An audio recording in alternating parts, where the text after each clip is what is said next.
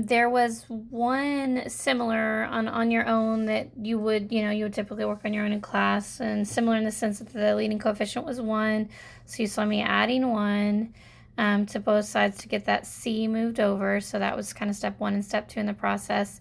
And of course, what that would have looked like before I came up with the term is I would have left a little gap there. And, taking half of 4 is going to give me the 2, squaring it's going to give me the 4 that I added here and added here. So, of course, this factors down because I take half of the 4 to get the 2. So, factors down to x plus 2 squared, giving you 1 plus 4 is 5. Find the square root of both sides. Makes that just the x plus 2.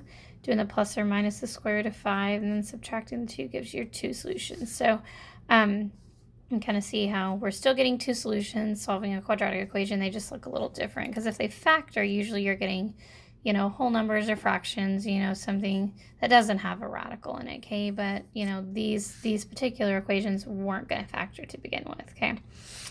And next we'll look at one that doesn't have that leading coefficient of 1 like we need to complete the square. So you'll see me dividing by 9 across the board. So it creates some fractions for us. So 9 divided by 9 will give us the one that we're shooting for. 6 divided by 9 is here, and 4 divided by 9 is here. I did go ahead and simplify the 6/9 down to 2/3. Move the 4/9 over. So here again, I would have left this little space here for me to make the calculation of, hey, I'm going to take half of the 2/3, which is 1/3, and then I'm going to square it, which is 1/9. Okay, so that's where I'm getting this from. Half of the b term, and squaring it. And it has to be added to both sides, okay? So 4/9 and 1/9 is 5/9. You got this factoring down to your x minus 1/3 squared. You then square root both sides of it to begin to solve for x, okay? So that then, of course, takes away the squared when you square root it. So you get your x minus 1/3 plus or minus the square root of 5/9 because you are finding the square root of that. So you can either do positive or negative, and those will both be good, okay?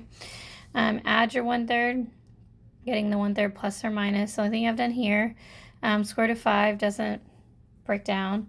However, the square root of 9 is 3. So you can, break it apart like that and kind of simplify it a little bit. Okay, if you have any questions, please let me know.